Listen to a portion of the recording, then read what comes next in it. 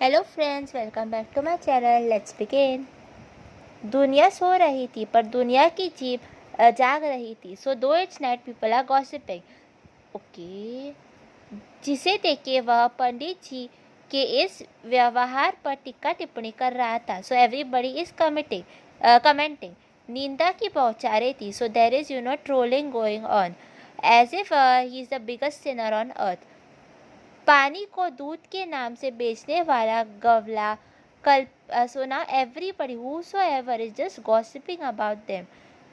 जब दूसरे दिन पंडित अलोपीदीन अभियुक्त होकर कांस्टेबलों के साथ हाथों में हथकड़ियां, हृदय में ग्लानि, so now next day you can see that he is going there, he is there with हथकड़ी and all that.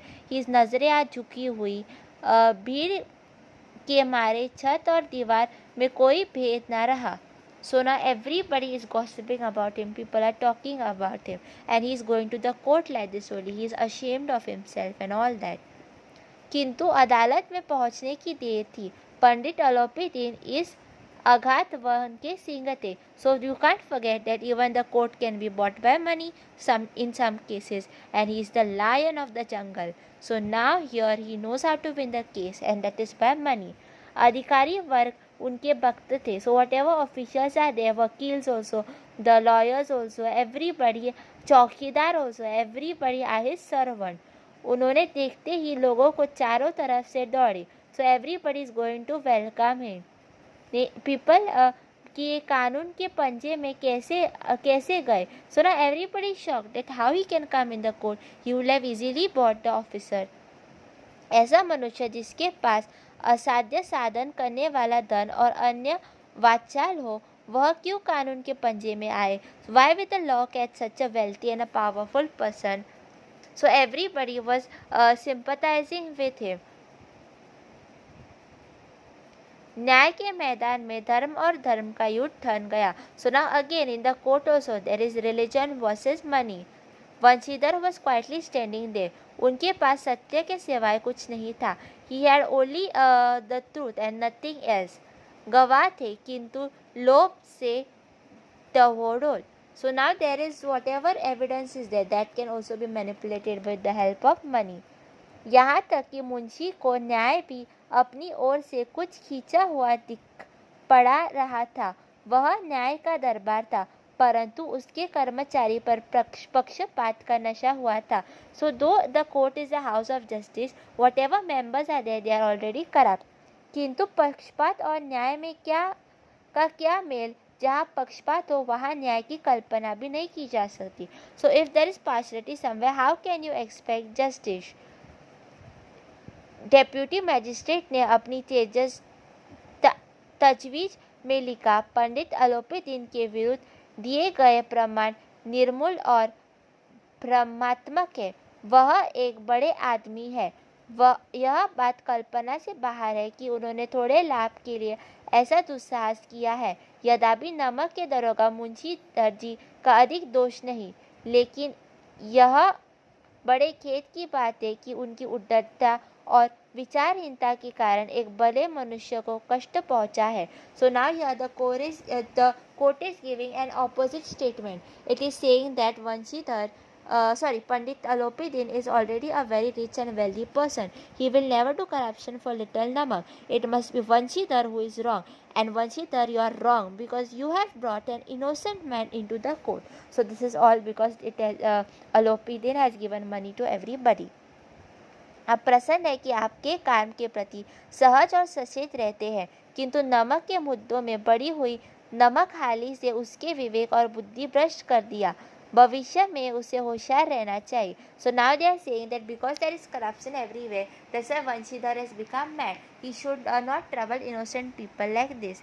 वकीलों का यह फैसला सुना और उछल पड़े. पंडित अलोपीदीन मुस्कुराते हुए बाहर गए. So as always this corrupt person Pandit Alopidin is happy.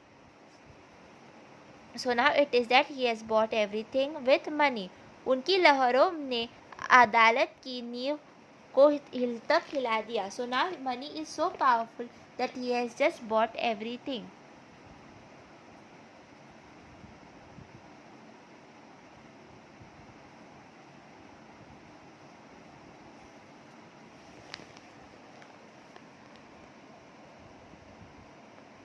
Vanshidhar ने धन से पैर मोड़ लिया था. So now Vanshidhar had actually fought with money. He had not fought with wrong, because now everything is about money. If Vanshidhar was rich, he would have given the money and he would have won the case. कठिनता से एक सप्ताह बीत गया. So now with a lot of tension and everybody is saying that he is wrong, in spite of being innocent, everybody is saying he is wrong. Like this with tension 1 week went.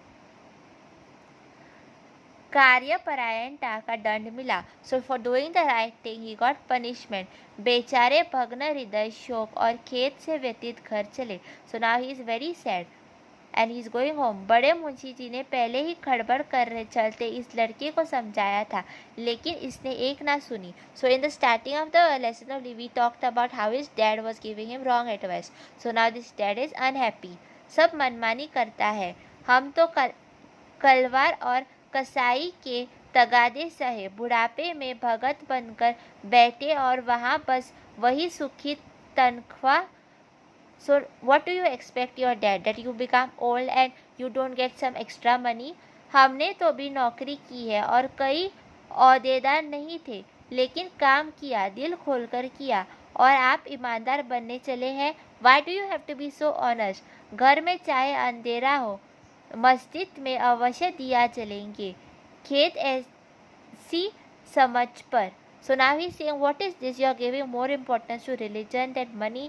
पढ़ना लिखना सब आखरत गया. इसके थोड़े ही दिनों बाद जब मुंशीधर इस दुस्वास्थ्य में घर पहुंचे और बूढ़े पिताजी को समाचार सुना तो सिर पीट लिया. मुहावरा दिस इज.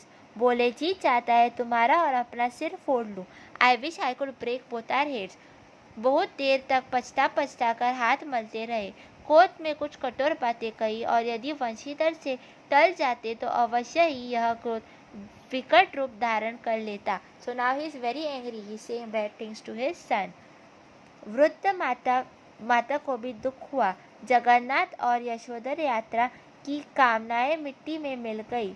पत्नी ने तो कह सीधे मुंह से बात तक नहीं की. So now all his family is angry with him. His mother wanted to go on Jagannath Yatra and all, but now she knows she won't be able to go on this because they don't have extra money. And the wife, she didn't even look at her husband's face.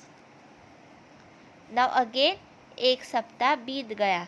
संध्या का समय था. बूढ़े मुंशी जी बैठे राम राम की माला जप रहे थे. So now his father is doing माला जप. इसी समय उनका द्वार सजा हुआ रथ आकर रुका. So now he is doing माला जप and suddenly he sees somebody with a very beautiful and decorated posh chariot. हरे और गुलाबी पर्दे पहाड़. So this is all the description of the chariot. कई नौकर लाठियां कंधे पर रखे साथ थे. So there are many workers who are there with him. Munshi ji has ran out now fast to see who has come. Go to see is Pandit Alopede. Jukwat Dandvat ki. So now he is welcoming him, like the culture that Atiti Deva Bhava, and plus he is a rich man.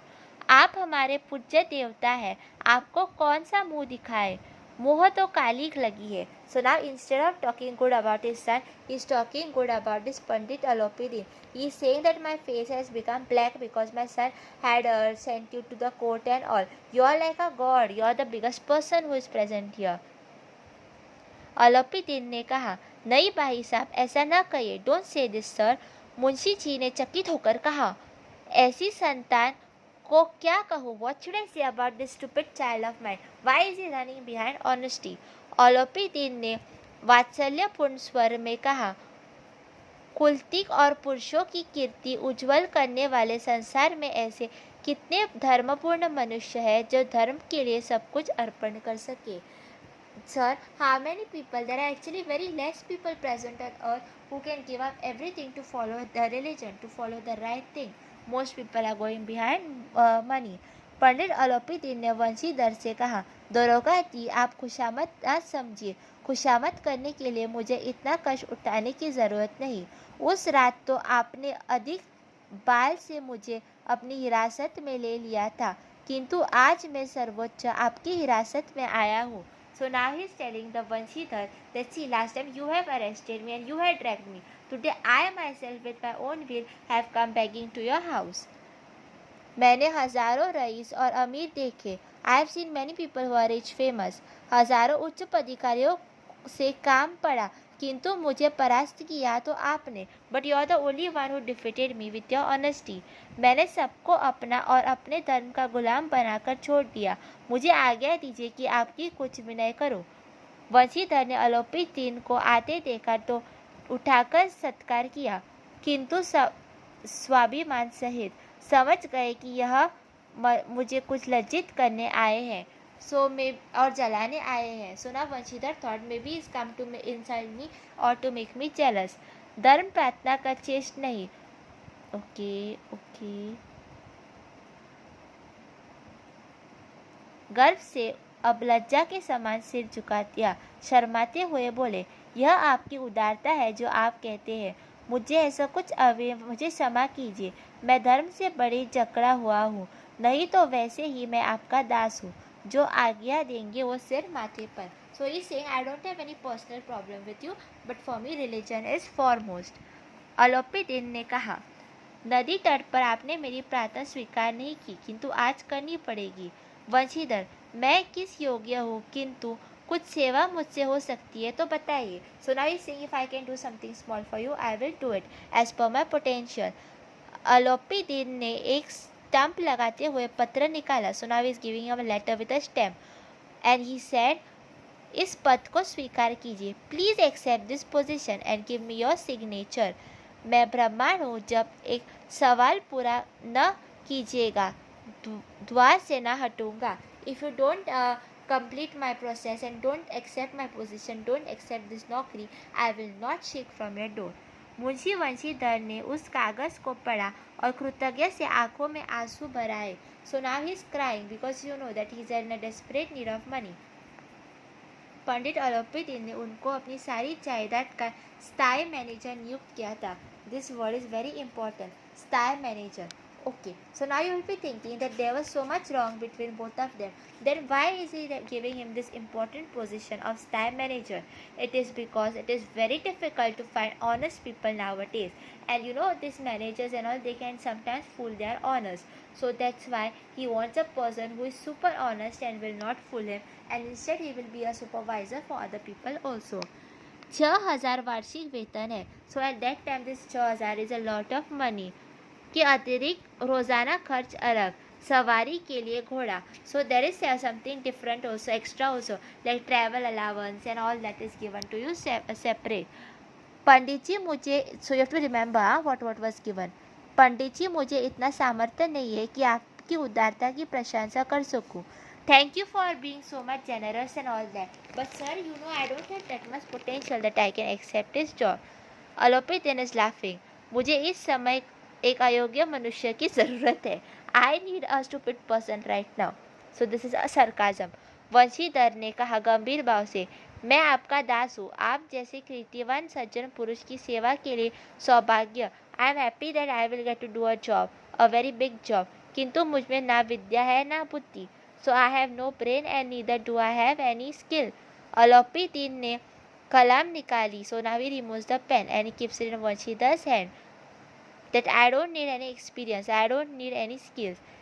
परिचय खूब हो चुका है। Whatever goods you have, whatever good points you have, I already know by the previous incident. अब सौभाग्य से सुअवसर वह मोती दे दिया। So now किस्मत उनकी बदल गई है वंशीधर की, और यहाँ पर उनके अच्छे दिन आ गए हैं, जिससे सामने योग्यता और विद्वता की चमक फीकी पड़ गई है। सो यह saying the skills and experience have zero importance in front of honesty and good values. So now is telling him to sign. परमात्मा की यह प्रार्थना है कि आपको सदैव वह नदी के किनारे वाला बेमुक्त उड़ान कठोर परंतु धर्मनिष्ठ दनोगा बनाए रखे। I pray to God that you are a bold and confident man who is always honest. Vanshidhar की आंखें टपटपा गई। हृदय में संकुचित पत्र को इतना एहसास समा न सके कि वह भक्ति और श्रद्धा की दृष्टि से देख कांपते हाथों की नज़र से हस्ताक्षर कर दिए। So with tears in his eyes and all the emotions and all that he finally sign. Alopideen ने प्रफुल्लित होकर उन्हें गले लगा लिया। So in the end we see that Vanshidhar and Alopideen have become good friends and Alopideen has hugged him. So in this story we see that most people tell us that if you are a very honest person you will never become become successful, people will fool you, this will happen, that will happen. If you want to become successful, you need to use bad ways. But in this story we see that Vanshidhar does not use bad ways. Instead, a bad person, a Lopidin, has to come to his house. So that's why they say that truth never fails. Because when you are with truth, you are with God, and God always helps you. Sometimes God makes you to go through different kinds of life exams. Just like Vanshidhar had to face bad comments, he has to face a bad time. But that is because God was examining him, and finally he was given a very good time. So that's all for this story. I hope that you all take a good moral from this story, and I hope that you have understood this story. This story was very lengthy, that's why it took a lot of time. But don't worry, I am sure that you will understand it after the explanation. That there are a lot of Sandarbh Sahit Spashtikaran coming from this lesson, and please see that you learn the Muhavra and you make one sentence of it. Okay?